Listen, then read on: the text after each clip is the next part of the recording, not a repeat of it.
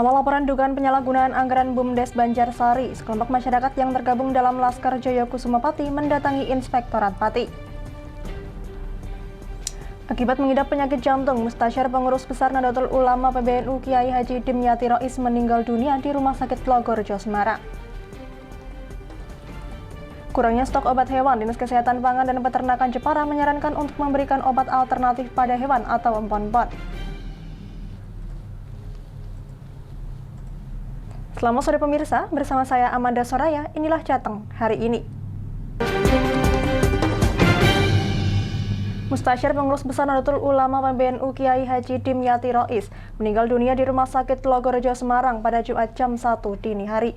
Beliau menderita sakit jantung, namun 3 hari sebelum meninggal tampak sembuh dan kelihatan sangat ceria. Hal ini disampaikan oleh putra almarhum Gus Alam Dimyati Rois.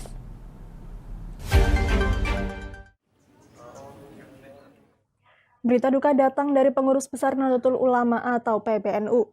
Ulama karismatik asal Kendal, Jawa Tengah, Kiai Haji Dimyati Rois, meninggal dunia pada Jumat 10 Juni 2022 pukul 1.13 waktu Indonesia Barat di Rumah Sakit Logorjo, Semarang, Jawa Tengah.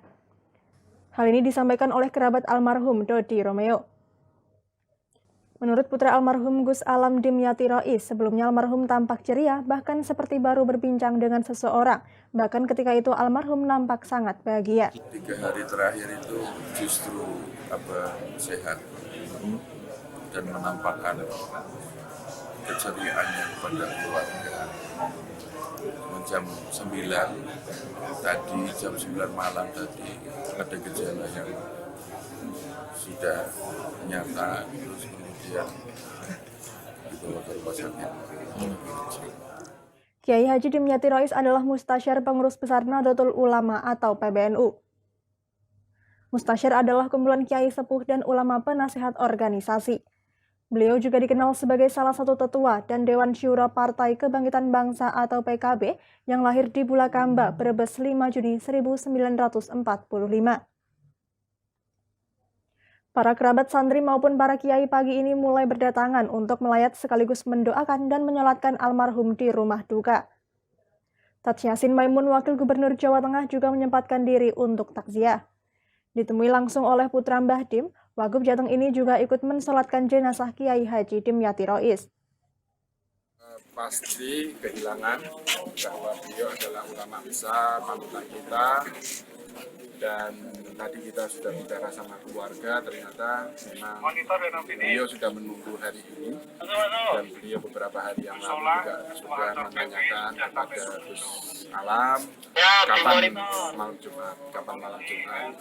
Dan beliau juga menceritakan bahwa beliau Rois Dimyati Rois adalah kekasih Allah Subhanahu wa Ta'ala, meninggalkan begitu banyak amal, utamanya pondok pesantren dan putra putri beliau yang saat ini juga insya Allah akan terus meneruskan estafet perjuangan Mbah Dim untuk perjuangan memajukan pondok pesantren, memajukan Nahdlatul Ulama, juga serta memajukan syariat bisa diterapkan, dijalankan oleh seluruh umat yang ada di Indonesia khususnya dan lebih-lebih yang ada di Jawa Tengah. Selain Wakil Gubernur Jawa Tengah Tat Yassin, juga tampak Ketua Umum DPP PKB Muhaimin Iskandar, Bupati Kendal Dikoem Ganinduto, serta pejabat politik lainnya. Pelepasan jenazah dilaksanakan di kediaman Ponpes Al-Fadhu wal Fadilah, Jagalan Kutoharjo, Kaliwungu, pukul 13 waktu Indonesia Barat. Serta jenazah disolatkan di Masjid Besar Al-Mutakin Kaliwungu. Selanjutnya dibawa ke pemakaman Ponpes Al-Fadlu II, Srogo Desa Sidorjo, Brangsong. Dari Kendal, Muhammad Arya, Lingkar TV, melaporkan. Masih terjadinya turun hujan di tengah masuknya musim panas yang terjadi saat ini berimplikasi pada kebutuhan bumbu dapur yang harganya terus melambung tinggi. Pasalnya, tanaman pangan dari para petani tersebut gagal produksi atau mengalami rontok buah yang berdampak pada menurunnya produktivitas seperti cabai kian menurun. Produksi semua jenis cabai dari para petani mengakibatkan semakin melambungnya harga sejumlah kebutuhan pokok, khususnya bumbu dapur, mengakibatkan pasokan semakin berkurang dan mengalami tren kenaikan harga yang signifikan. Seperti yang terjadi di sejumlah pasar tradisional Kabupaten Batang, cabai setan atau super pedas mengalami kenaikan paling tinggi, yakni dari sebelumnya harga terendah di kisaran Rp30–40.000 per kilogram, saat ini tembus Rp80.000 per kilogram. Disusul semua jenis cabai lainnya seperti cabai rawit keriting, merangkak naik menjadi Rp60.000 per kilogram, dari sebelumnya di kisaran Rp25–30.000 per kilogram.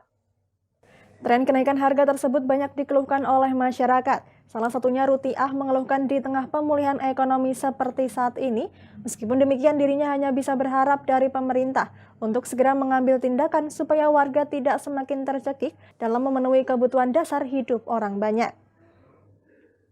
Untuk menyikapi hal tersebut terpaksa menghemat pengeluaran, salah satunya mengurangi jumlah belanja dari yang biasanya bisa belanja 1 kg cabai, saat ini hanya mampu 1/4 kilo atau 0,25 kg saja. Kurangi, Bu? Sekarangnya harganya naik. Naik ya?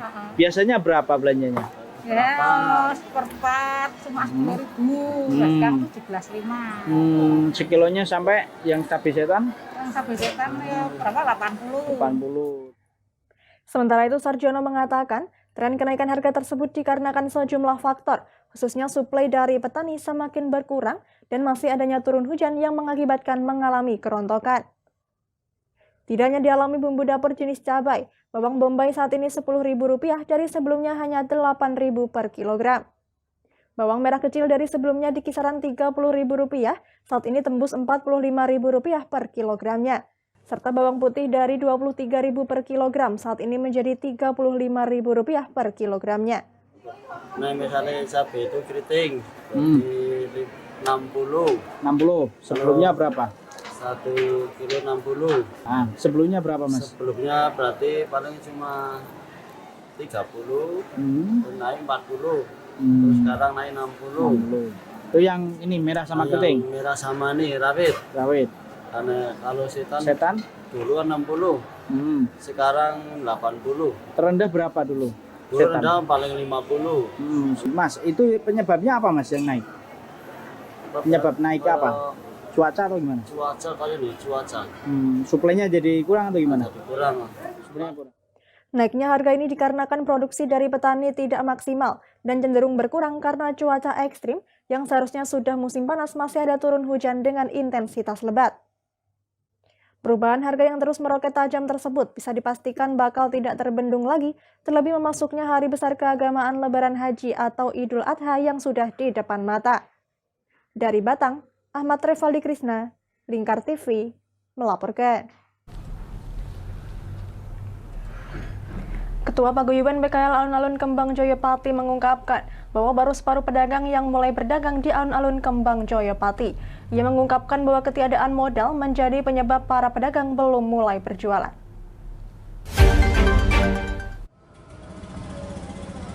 Ketua Paguyuban PKL Alun-Alun Kembang Joyopati mengungkapkan bahwa baru separuh pedagang yang sudah mulai berjualan di Alun-Alun Kembang Joyopati. Ditemui di Alun-Alun Kembang Joyo pada Jumat pagi, John Sipo, sapaan akrab Ketua Paguyuban PKL Alun-Alun Kembang Joyo, mengungkapkan bahwa ketiadaan modal menjadi salah satu alasan para pedagang belum mulai berjualan. Lebih lanjut, ia memperkirakan bahwa terdapat 150–200-an PKL yang sudah mulai berjualan secara konsisten dari jumlah total sebanyak 392 PKL. Itu artinya hanya 50% dari jumlah lapak yang sudah terisi untuk berjualan. Dengan kejadian tersebut, pihaknya mengaku akan menjalin kerjasama dengan salah satu bank untuk proses pinjaman. Ia berharap pemerintah mampu memberikan bantuan berupa subsidi bunga agar mengurangi beban pedagang. Harapan saya pemerintah ini ke depannya dipikirkan pertama kali modal. Modal ini mereka ini sudah terseok-seok ada di TPK yang kemarin, terus kita datang lagi. Yang belakang ini nggak berjalan juga, tambah memperburuk. Lebih lanjut, Sipo menjelaskan bahwa ada sisi sayap atau kanan kiri dari alun-alun Kembang Joyo tersebut belum digunakan untuk berjualan. Lebih spesifik, ia menjelaskan bahwa di sisi timur hampir 40 pedagang belum berjualan, sisi barat sekitar 40 pedagang, dan yang belakang terdapat 100-an lebih pedagang. Dari Pati, Fajar Mukti, Lingkar TV, melaporkan. Kami masih akan kembali pemirsa, tetap bersama kami di Jateng hari ini.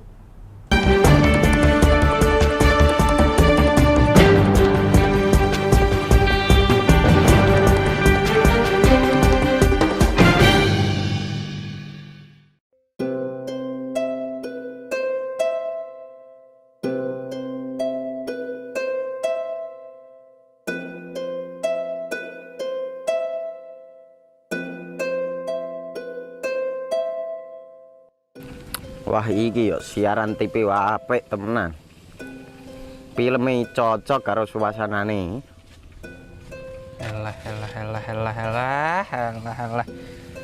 Elah.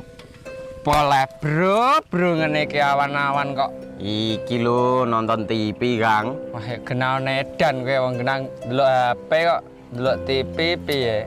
Wah, kurang update kowe iki, Kang. Lho, maksudnya piye kok ngarani aku update itu? Iki lho delok aku nonton TV tenan. Apa kira nonton HP? Wong delok HP ngono kenal nedan apa iki. Iki lho delok siarane. Lho, kok iso ya?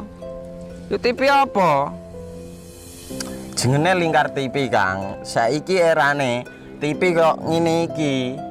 Kok Lingkar TV nek dia awak dhewe panggone iso nonton TV lewat HP. Kok ngene iki. Ana film-film ngene iku ya? Iya, filme apik-apik kaya ngene iki.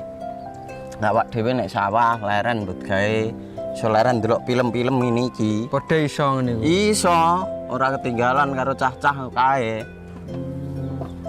Lho, HP ku kok ora iso tak nggo ngono piye carane iki? Iki lho Rip, tak doi carane. Piye? Kowe buka Play Store. Play Store, Mas. Yo iku pokoke. Play Store apa? Ketik Lingkar TV.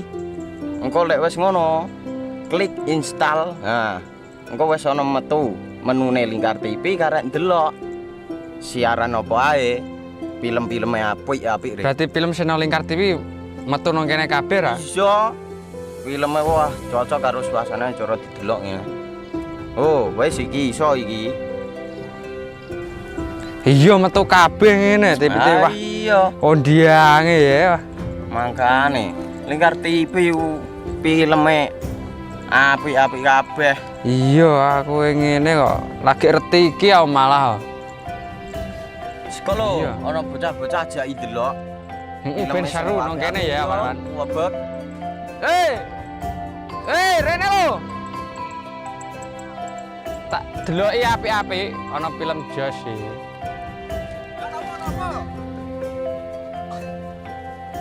Rene go Rene. Oh iki lho tak deloki film nang Lingkar TV. Solutif dan terpercaya. Tonton siaran Lingkar TV melalui aplikasi Lingkar TV di Play Store. Dengan cara ketik Lingkar TV di pencarian Play Store, kemudian tekan install. Mudah bukan?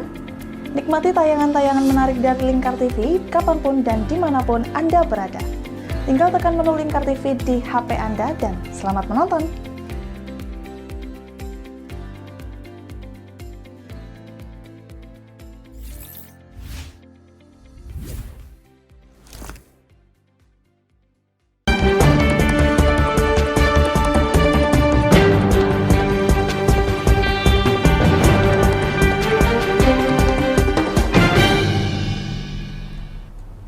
Masih bersama Jateng hari ini pemirsa, dalam rangka mengawal laporan dugaan penyalahgunaan anggaran BUMDes Banjarsari yang dilimpahkan di Kejaksaan Negeri Pati beberapa bulan yang lalu, sekelompok masyarakat yang tergabung dalam Laskar Joyo Kusumo Pati mendatangi Inspektorat Pati pada Jumat pagi.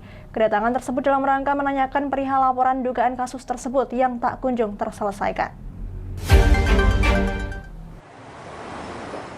Kelompok masyarakat yang tergabung dalam Laskar Joyo Kusumo Pati mendatangi kantor Inspektorat Pati pada Jumat pagi.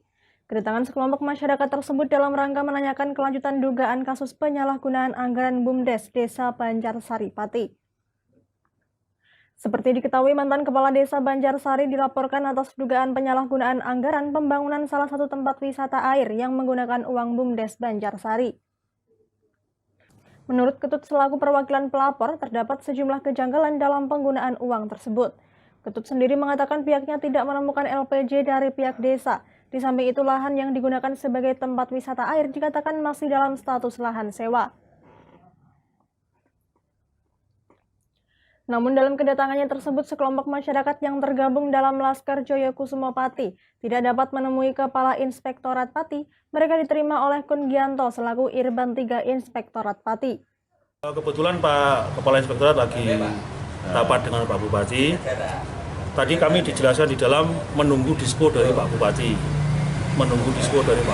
Cuman kami menyayangkan kenapa dari lembaga LSM boleh masuk, tapi media tidak boleh masuk. Sebenarnya inspektorat ini kan milik publik, gitu, milik publik dan sebagai pengawas di Kabupaten Pati harusnya kan lebih transparan. Lebih lanjut, Ketut menjelaskan bahwa saat ini pembangunan waterboom yang menggunakan dana BUMDes sebesar 611 juta rupiah tersebut mangkrak. Ia menjelaskan bahwa pihaknya akan terus mengawal laporan tersebut dan akan secara rutin mendatangi Inspektorat Pati agar penanganan berjalan cepat. Dari Pati, Fajar Mukti, Lingkar TV, melaporkan.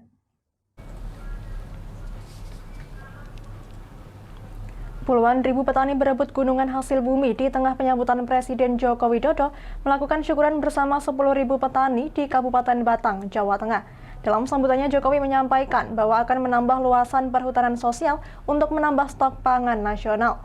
Ribuan warga langsung menyerbu gunungan dan berebut hasil bumi seperti jagung, ketela, pisang, padi, dan hasil pertanian lainnya yang ditanam di hutan sosial.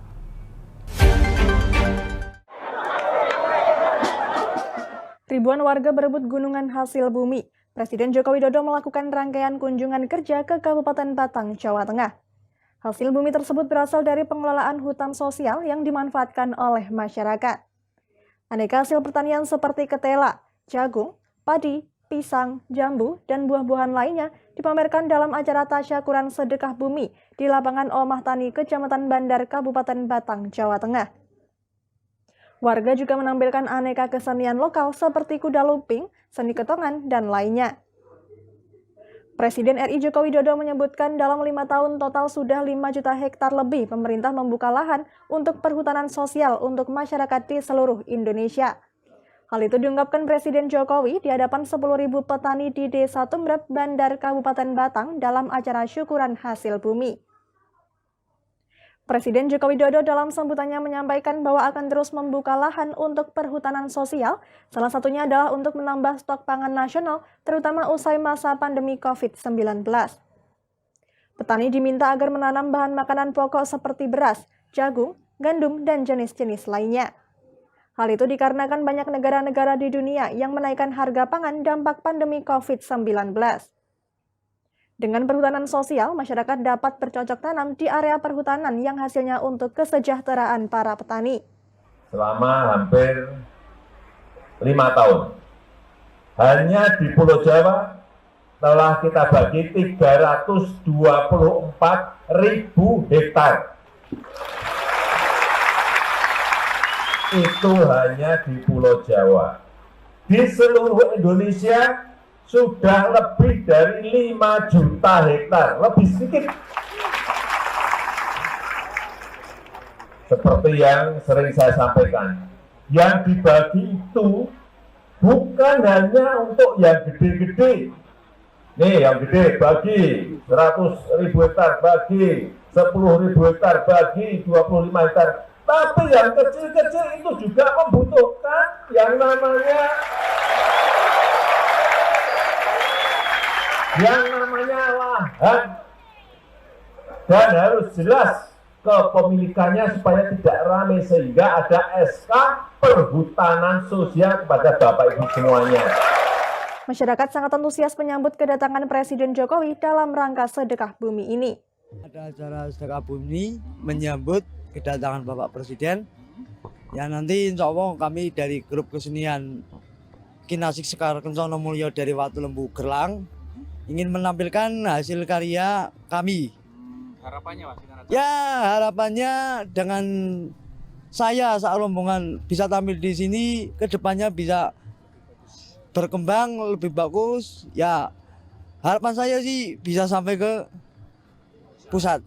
Semua hasil bumi, baik itu tanaman seperti kentang, jagung, telo, buah-buahan seperti pisang sama kedondong. Harapan dari sedekah bumi ini tidak hanya pada saat rame-ramanya di BAP, nantinya semuanya supaya bisa deal. Itu harapan petani. Yang program dari Pak Jokowi tetap berlanjut supaya hasil pertanian semakin meningkat dan berkah. Para pejuang pangan yang saat ini semakin terpinggirkan lantaran adanya pembangunan perumahan yang tak mempedulikan lahan hijau diperparah dengan hasil pertanian kurang maksimal lantaran serangan hama dan biaya produksi semakin mahal, berharap agar sektor pertanian bisa terus ditingkatkan dan petani semakin maju serta sejahtera. Dari Batang, Ahmad Revaldi Krisna, Lingkar TV, melaporkan. Sebagai daerah yang berada di wilayah pesisir Pantura, Jawa Tengah, Kabupaten Kendal rawan terjadi abrasi dan gelombang air pasang. Apalagi garis pantai Kabupaten Kendal cukup panjang, sehingga banyak daerah yang rawan terkikis gelombang air pasang. Setidaknya ada 7 wilayah yang rawan terkena abrasi, sehingga perlu perhatian dari partisipasi semua pihak. Teman-teman dari Polres semuanya aja merapat ke sini dulu. Untuk mencegah dan mengurangi abrasi pantai, sebanyak 10.000 tanaman mangrove ditanam untuk memagari wilayah pesisir Kendal, Jawa Tengah. 10.000 mangrove ini ditanam mulai dari Kaliwungu di wilayah timur hingga ke Weleri yang ada di wilayah barat. Kapolres Kendal AKBP Yuniar Arifianto mengatakan, penanaman mangrove ini merupakan kelanjutan dari program Polda Jawa Tengah sebelumnya, yakni Mageri Segoro. Menurutnya saat ini anomali cuaca yang ekstrim membuat wilayah pesisir terkena dampak gelombang air pasang. Lanjutan program Mageri Segoro, Polres Kendal kembali menanam mangrove di 7 titik yang ada di wilayah pesisir untuk memagari sabuk pantai. Dengan melibatkan TNI dan warga sekitar yang peduli dengan lingkungan, mangrove ini ditanam di muara sungai dan pesisir pantai Indah Kemangi, Desa Jungsemi Kanggung. Kapolres mengatakan ini bentuk ikhtiar untuk menjaga dan mencegah terjadinya banjirop atau abrasi. Dalam rangka memperingati HUT Bayangkara ke-76, kami Polres Kendal tentu saja dengan semangat Polri yang presisi menindaklanjuti perintah Bapak Kapolda Jawa Tengah, yang lalu kita ada kegiatan Mageri Segoro di kabupaten di sepanjang tepi pantai wilayah Jawa Tengah. Hari ini Polres Kendal mengadakan penanaman 10.000 mangrove. Kita bisa lihat fenomena alam akhir-akhir ini terjadi anomali cuaca di mana kita semua tidak bisa menghindari rob di hampir di setiap kabupaten sepanjang tepi pantai Jawa Tengah itu mengalami rob atau banjir. Oleh karena itu hari ini kami bersama dengan masyarakat, rekan-rekan dari TNI semuanya menanamkan 10.000 mangrove di wilayah tepi pantai dibagi di 7 titik. Sementara itu, Kepala Desa Jungsemi, Dasuki berterima kasih kepada jajaran Polres Kendal yang sudah menyiapkan ratusan bibit mangrove untuk memagari wilayah pesisir. Dikatakan Kades, saat terjadi gelombang air pasang beberapa waktu lalu, Pantai Indah Kemangi tidak terdampak, namun sejumlah wilayah yang berada di muara sungai mulai terkikis abrasi. Alhamdulillah, wilayah Desa Jungsemi kemarin pada saat rob besar, kita posisi aman, dan ini antisipasi dari Polri. Ini sangat terima kasih sekali saya selaku Kepala Desa Jungsemi. Jadi Polri telah memperhatikan area pesisir. Jadi secara langsung maupun tidak langsung, kami selaku desa yang paling berada di ujung utara itu merasa terbantu sekali dengan kegiatan penanaman mangrove 10.000 pohon yang dilaksanakan hari ini sepanjang pantai di Kabupaten Kendal maupun di Desa Jungsemi ini. Harapannya dengan penanaman mangrove ini ke depan posisi rob atau pasang itu bisa teratasi maupun bisa terkendalikan oleh alam sendiri. Ditambahkan garis pantai Indah Kemangi sepanjang 2 km lebih ini selalu dijaga dengan penanaman pohon cemara laut dan tanaman mangrove. Dengan tanaman ini maka wilayah pesisir tidak terdampak parah karena air pasang bisa dipagari dengan tanaman tersebut. Dari Kendal, Muhammad Arya, Lingkar TV, melaporkan. Ketersediaan obat-obatan untuk mengobati hewan ternak yang terpapar penyakit mulut dan kuku atau PMK di Kabupaten Jepara menipis. Sebagai pengobatan alternatif dan pencegahan, peternak disarankan untuk dapat menggunakan embon-embon. Ketersediaan obat-obatan untuk mengobati hewan ternak yang terpapar PMK di Kabupaten Jepara menipis.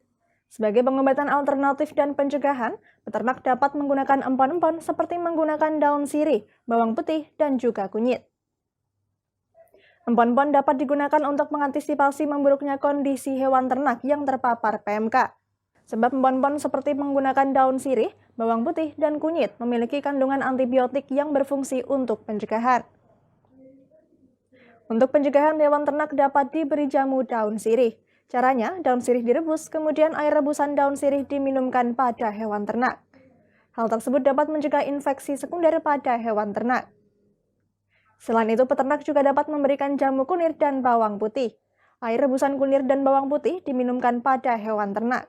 Kita ada obat luar juga, kita ada pemberian antibiotik juga, kita juga pemberian vitamin, antiinflamasi, anti radang. Jadi kita upayakan semaksimal mungkin baik obat secara yang disuntikan maupun obat luar.